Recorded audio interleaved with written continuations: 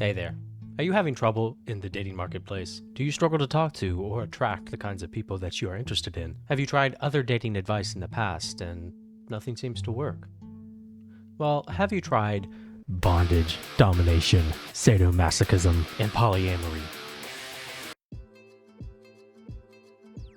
Meet AlphaDom, aka Connor Gilson. Red Mist was my superhero name. Henceforth, I'll be known as the mother. God damn it, that's the wrong video. Here we go.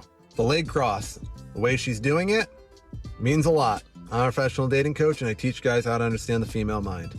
Now, guys and girls both do this, but this is mostly what I've seen. AlphaDom is a polyamorous dating coach who is into BDSM and has gone viral lately for this video in particular right here. You do not have to accept her rejection. So most stitches on TikTok clip this part on its own and talk about how problematic it is, which I don't think is entirely fair. Let's watch the rest of the video. I'm a professional dating coach and I teach guys how to understand the female mind. Now, if you're one of the people that haven't applied anything in my course or my videos or anything like that, this video is not for you. This is an advanced technique. This is for the people that have the course, have my videos, fucking are applying it, seeing results, and eventually I'm going to put this in the course. I just don't have the time right now, so I'm releasing it now. You don't have to accept her rejection. Now, here's an example. I was talking to a girl, and she said, oh, I'm not really interested. And I, instead of just going, okay, and then just turning away, I did this. Why would you not be interested in me? I'm the best. Absolutely the best. And she's like, oh, how? I'm like, well, you'd have to come over to my house to find out. And you'd also have to be okay with kink, and you'd also have to be okay with my mastery of the ropes and the fact I have multiple women. And actually, maybe not. Maybe you wouldn't be the best for me.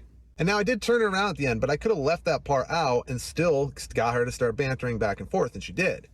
She started going back and forth with me, and I started building attraction in that because now I had sidestepped her fucking rejection. Granted, keep in mind, I didn't force it. I didn't say, no, you're gonna.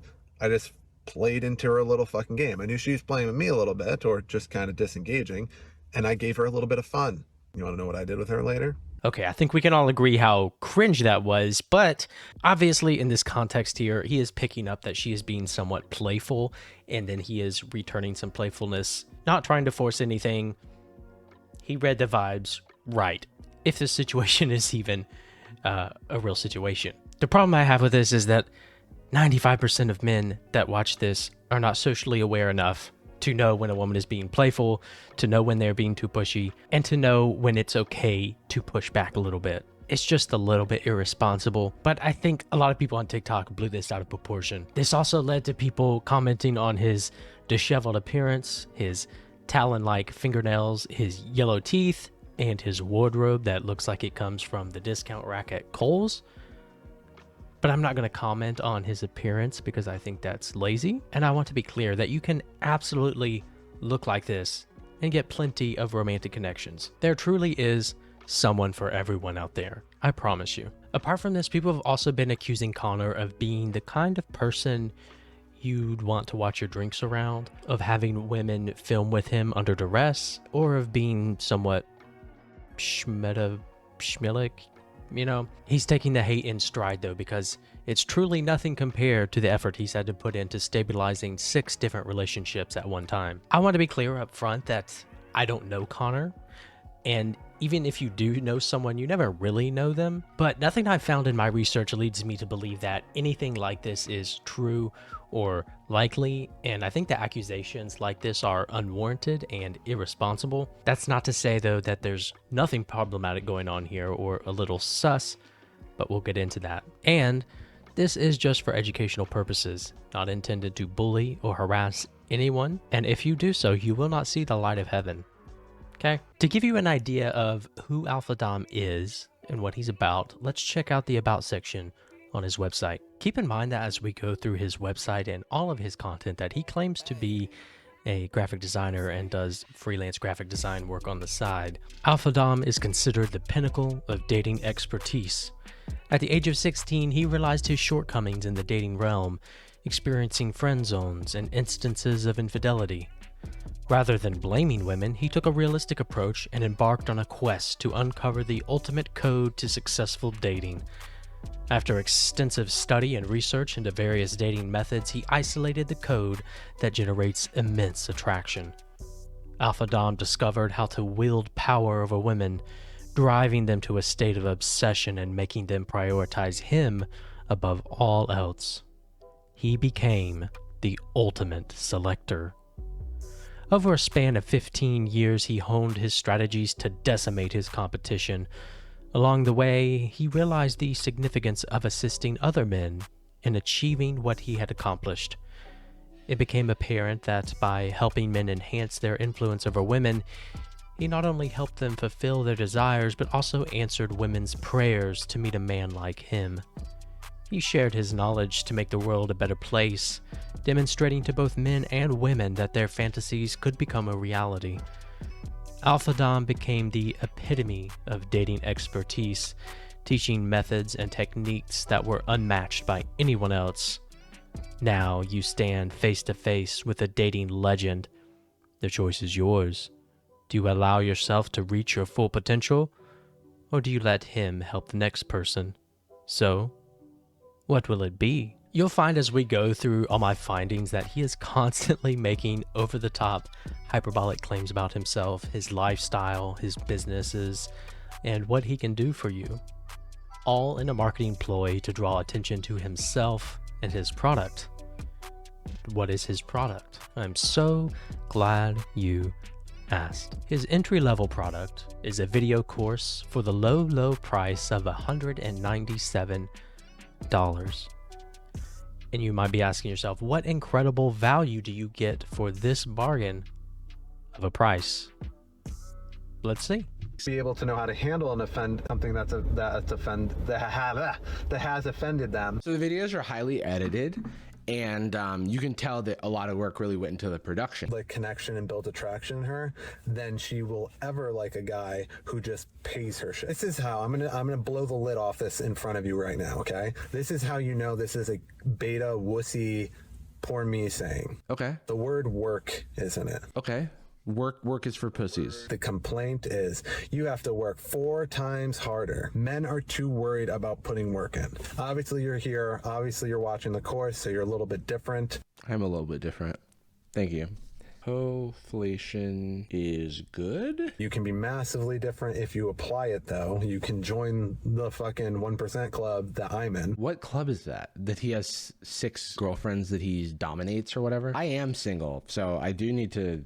I guess I should take better notes. So that's the big discrepancy. It's not that all women are bad. It's just that girls are looking for the best that they can get. And it's you. Shouts out to Jarvis Johnson Gold for uploading this video where he bought AlphaDom's course and reviewed it a little bit. Hopefully it stays up because as of now, he has been pretty consistently harassing and threatening legal action against anyone who shows any part of his online course. And while I think it's fair to protect your paywalled content, I think it falls pretty safely within the fair use exception. Go watch Jarvis's full video on this. It's pretty good. I'm going to be honest with you though. I would absolutely yeet myself through a window if I paid $197 for this video course, and that's what I was met with. And I think the only reason we really have footage like this is because the course used to be $10 just a few weeks ago, which I think was still too expensive for what you're getting, because otherwise nobody would buy it, and I don't think anyone would have bought it to review it at $197. But after people started posting reviews of it, he quickly took his course down and then put it back up again for that increased price. And I understand why he would want to hide his content from the world, because the course plays like a long stream of conscious rant someone filmed in their car and then chopped up to make into segments without bothering to reshoot or edit out mistakes. Not to mention the content itself is incredibly generic.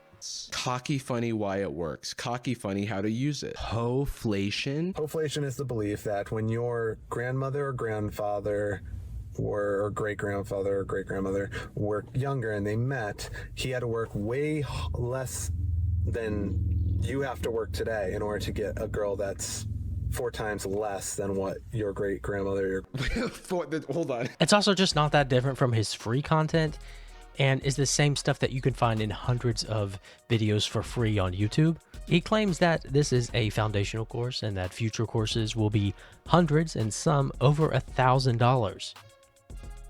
Everything I've seen from his video course, his old marketing consulting business, his current website, and the content he puts out today shows me the story of someone who thinks much more highly of their creative skills than they should, who is incredibly lazy, and who cares more about cracking the marketing code to drive popularity and sales than actually providing a good and valuable product.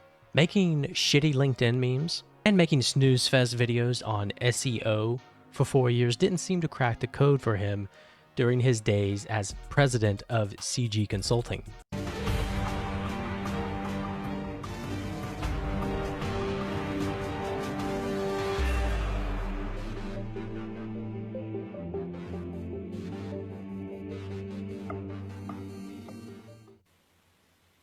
Hey, how's it going? Connor Gilson here.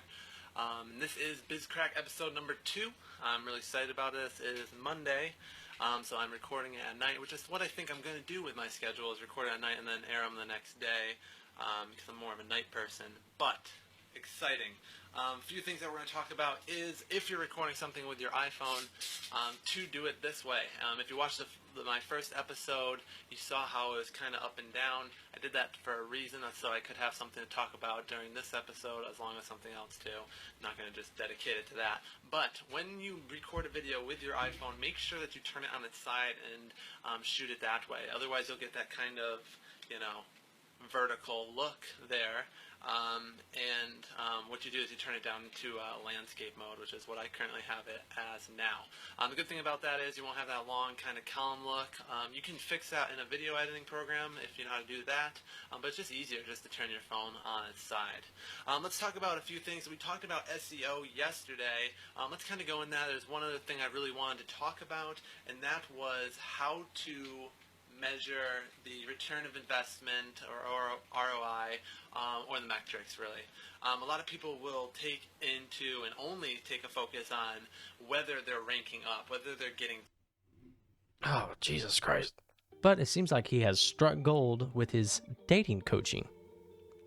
He has married his love of analytics, psychology, polyamory, BDSM, and marketing, which has catapulted him to the top percentage of the dating coach echelon, and has garnered him a comfortable 6-figure income just off of his elite clients alone, and allowed him to purchase multiple cars, including a Brabus, a very expensive luxury custom car that ranges from hundreds of thousands of dollars to over $1 million. But since he's just chill like that, his daily driver is an old beater with about 280,000 miles that he also happens to film all of his videos in. That's not to mention his other multiple businesses and the door dashing that he does sometimes, because he's just such a driven, hard worker. I couldn't get a screenshot of the DoorDash thing because I forgot about it, and I went back to try to get one while I was writing the script. I found that I had been kicked off of his Discord server, but I literally laughed out loud when I saw him say that. Listen, just some advice, AlphaDom. Use that 6-figure income and pay a real graphic designer to create a better website for you. Don't go out door dashing. Instead, invest that time into putting just even a tiny bit of effort into reshooting your video course to make it at least somewhat of a quality product. That course is an absolute crime against humanity, Connor. Your videos just haven't even changed that much from 9 years ago. It doesn't take that much to grow as a video creator. You should be wanting to get a little bit better with every video that you make. Just some 2 cents. Now, kink and BDSM is a big part of Connor's content and what he likes to talk about online.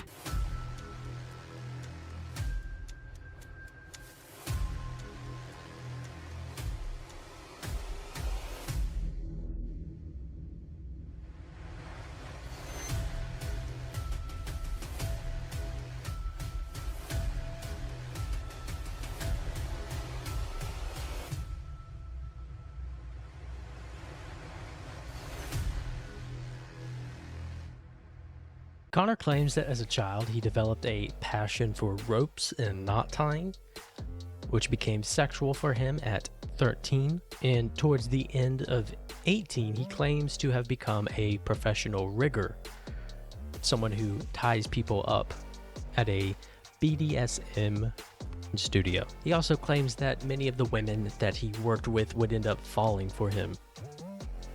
Now, many people commenting on Connor have said that there's no shot that he's ever been with a woman, and I'm sorry, but there's just too much evidence to the contrary. We know for sure that he was married for a few years, and there's evidence that he is with at least a few of the 6 girls that he claims to be in a relationship with. He claims to have done BDSM with his ex-wife, some of her friends, and others, and talks about having something of a sexual enlightenment after his divorce and about healing from religion, Jehovah's Witness to be exact. And you know what? We love that. So at the end of the day, we have a very cringy man who has gotten incredibly nerdy about sex, relationships, and numbers, and who fancies himself a marketing guru who is using shock and controversy and extreme hyperbole to market and build his brand. He's also created an incredibly generic and poorly slapped together product. Is there really anything controversial about him or problematic? I think so. I want to show you a clip from an hour-long quote-unquote podcast Connor did with his top alpha submissive girl he calls Brat, in which he discusses how they first met, and it is incredibly uncomfortable to watch. Because, so, and you can be honest about this, we matched on Bumble with you, and were you exclusively attracted to just V2? Well, I didn't really look at the profile, so I only saw V2. Okay. And then I thought it was her, but it was you that messaged. Yeah. Like, it's a shame, like, you didn't read the full bio, did you? Because Yeah. I wasn't replying. Yeah. Because I've never, like, thought to be with a couple or anything. Because you didn't start the conversation, we did. So keep in mind here that he claims to have matched with over 100,000 women in the last 2 years and slept with 1,000 of them. And I just have to wonder how many matches that he is making with his own account versus accounts that he is making with his girls being the face of the account. Let's continue. Yeah. Well, I did to be, which is funny because I've talked about that in the video a lot, and actually you had forgotten because you messaged, or I had posted a video about how Bumble sucks because guys are the ones that normally initiate, and that's how it's been throughout all of history.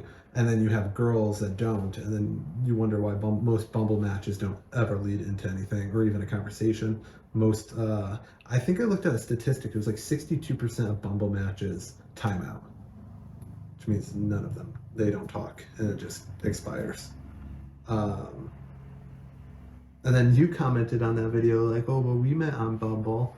And I was like, yes, but it was me and V2 on a couple profile and you. And out of the 3 of us, V2 and you guys didn't start the conversation. I had to. So the only reason I could start the conversation is because it was a couple profile under female, which made both parties capable of communicating. But so yeah, you matched. You were into V2. Let's be honest.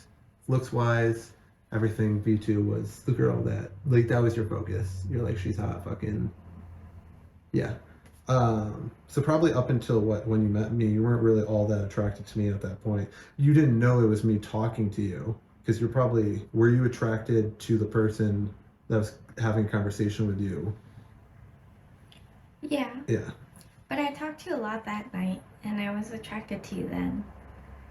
A little bit. Well, we're gonna get that. Like once you get there, at what point did your brain click over like, oh, he's different. He understands like how to turn me on. He understands how to attract me. He's flirting. He's using cocky. You probably didn't know the terminology of cocky, funny, but like, when did you know like, oh, I fucking like this guy? Maybe when we were talking, like about to go to sleep. Okay, so that was through all the scenes, and we had that was one of the roughest inductions that I had because should I reveal this to the world? You don't think so? No, Okay. didn't need that. Let's boil it down. Something happened. I also took like 2 hours to say escalate. Oh, we'll get to that. So something that happened with the other girl, that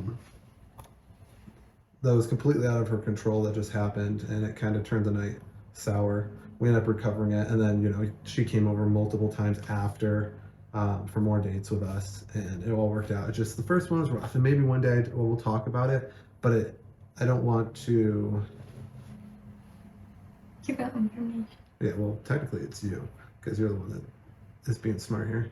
And that's a cool thing about our dynamic. Like, a lot of people see me as like the dominant and think that I'm just like super misogynistic and I make all the choices and stuff. No, that's the point of her. She balances me out. She keeps me in check when like something like that. I could have revealed that. And I was hesitating, and I turned to her and let her make the decision. So a lot of the things I do make the decisions, but there's a lot of times where I accept or understand her opinion as well, and then make a decision based off that. Now, granted, if I still wanted to say the story, she wouldn't have fought more. She would have been like, okay, I guess it's his decision on that or whatever, which is a cool thing about the dynamic that I don't think I really gotten or talked about or shown. But so yeah, it took you were the longest person to initiate or to escalate. Yeah, I think so. It took you what, 2 hours to say the word escalate? Mm-hmm. And you're doing somebody liked meditating at random points. Like, I'd ask her a question, she'd be quiet. You gotta remember, she's like blindfolded or she's handcuffed and stuff like that. And she'd be quiet, like, you good? Yeah, okay. And she's like, I'm just meditating. I'm just like, the fuck? What the fuck? I just wanted you to know I'm weird from the jump. Yeah, yep. Yeah, that's okay. Normal people are boring as shit. Like, fuck, if I wasn't weird, I wouldn't have come up with the best fucking dating system on this fucking planet. So, that has results that, like, most people can't even fucking fathom. At the time, I used to actually have a lot of anxiety, though. Yeah, that's understandable. So, meditating used to help me a lot. Yeah. Sometimes it does now, but not as much. And you've gotten a lot better on, like, anxiety and stuff. Mm-hmm. But imagine a person who already has a shit ton of anxiety in their daily life. Yeah, then you come to some random dude's house, well, it's his girlfriend's house. Yeah. And to do that. You still did it, though. I didn't have, like, a lot of experiences on dating apps and stuff at the time. Do you think if you had, so let's ask you a question that I just thought of. Do you think if you had more experience on dating apps that you wouldn't have said yes and did that?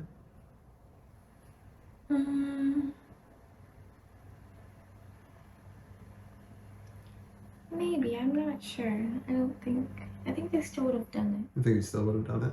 it. Yeah. I mean, yeah. I mean, I just want to ask because it makes sense because I've had girls from all ages, and then clients, I've had girls from all ages that admit to that. But I was thinking, like, well, maybe the reason why people, like, because you remember that video I made about how instead of bringing a girl to dinner for the first date, have her over for dinner and make her a meal, and like so many people were like, oh, girls won't come over your house for the first date. Remember that? Yeah. Do you remember how crazy, like, how many? All right, I get that was really long, but I think interesting to look at. First off, I find it problematic that he is using a woman's account and not making it more explicit up front that it is a couple's account, almost as if there is a attempt to bait and switch there. And this is not an uncommon thing in like swinging or poly circles. A lot of times the woman or women will often be the ones to go and hit on another woman and butter them up to the idea of being with them and their partner. And then once you're introduced to the man, he is an absolute toad. Second, I find this whole initial meeting and collaring ceremony to be incredibly uncomfortable and unsafe. And while I've seen nothing that would lead me to believe that Connor doesn't respect and value consent, this whole tactic and interaction seems very unsafe and irresponsible, especially considering the fact that they're looking for women on a vanilla dating site and the fact that Brat here was 18 at the time. It also rubbed me the wrong way just how much Connor insists on Brat's maturity at 18 in Discord. Like, constantly. This is just one example here. He says, I'm gonna be honest, I met Brat when she was 18. Keep in mind, I've been with over 1,000 women. Her at 18 beat out maturity-wise women I dated who were 30 at the time. No problem. Obviously, don't date under 18, but I am serious. I've met countless 18-year-olds, whether I have dated them or not, more mature than 40-plus-year-olds. Age only matters if they are 18, at the least 18 plus. I know 50-year-olds that could not match the maturity of Brat at 18. She's 22 now, and she matches my smarch, which is saying something. There are a few girls in my ranks older than her that take the knee to my alpha submissive. Now, many people have pointed out how quiet and comfortable Brat seems to be in this video, and you can watch the whole thing. It doesn't get much better. Some have claimed that she may be being paid to be there. And honestly, if everything is consensual, I wouldn't have a problem with that. There's no way to know really what is going on there, what the dynamic is. So I'm not really going to comment on that. This is what Brat has to say about some of the hate that Dom and her have gotten. I don't like when people lie about you though. Like, they just make assumptions that aren't there. Yeah. And especially like when they do it about like me or the other girls, like I think that's really rude. Those are the only ones that like, they don't affect me, but I'm like, that kind of sucks because you care about me. Yeah. And I'm going to believe her that she seems to be in a fun and happy relationship with Dom and these other girls. I will say that I've gone through Brat's content, and around 2020 she started wearing this collar, which you can see her wearing a collar in their podcast together, and this denotes commitment between a Dom and a sub. There's also a pretty large digital footprint of them having interactions going back the past 4 years. So take that for what you will, but whatever you do, there was no need to make disparaging comments about this woman or any of the other women that Connor is involved with. At the end of the day, whatever their arrangement or relationship is, as long as they are safe and happy and everything's consensual, that's all that matters. Another thing I do find problematic is how much he steers clear of the mainstream BDSM community and kind of encourages others to do the same. He often talks in Discord about how much he dislikes the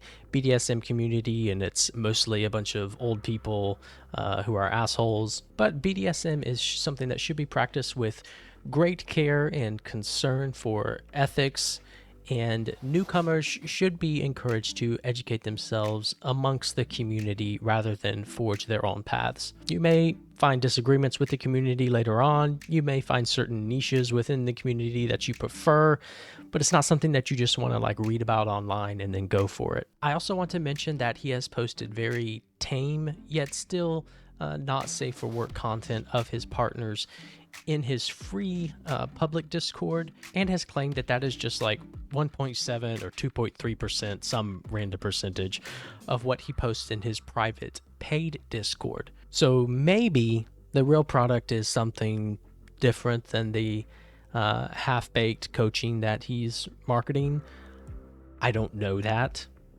That is alleged. I'm not making any specific claim on that, to be clear. The final thing that I find to be harmful is just his overall content and product. The fact is, there's no magic pill to dating or talking to people. As someone who has been ethically non-monogamous or polyamorous, it's just not that hard. It certainly takes effort and can be emotionally draining, but there's no magic formula for it. The trick is to be open about what you want, what you're looking for, find other people who are looking for something similar, and build a connection with them the same way you would with anyone else. And if you're not interested in that and you just want to find a date or find a partner, you're not going to find helpful content in AlphaDom's products. Because the answer to finding a happy, fulfilling connection is learning to unashamedly be yourself. How to talk to others and how to make them feel comfortable and wanted just for being themselves. Obviously, there's more nuance, but these are all things that you can learn through therapy, making friends, and pushing outside your comfort zone a little here and there. If you are interested in polyamory, I would really recommend the book The Ethical Slut by Dossie Easton. and Janet Hardy. As in your face as the title sounds, it's a wonderful self-help book discussing the concept and practice of non-monogamy from a therapist. Hell, even if you're monogamous, I think this is a wonderful book for you to read. It just is such a paradigm shift on love and relationships and your view of self, especially if you are coming from a kind of repressed or suppressed upbringing that was religious, or kind of breaking free from cultural norms. Here's a great quote that I love. There's so many great quotes from this book, but here's one that I like a lot. When you find yourself worrying about how you are seen by others, remember that there is no point in pretending you are anyone except who you are. It does you no good to attract someone who thinks you are somebody else. All you get is someone who is excited about somebody who isn't you.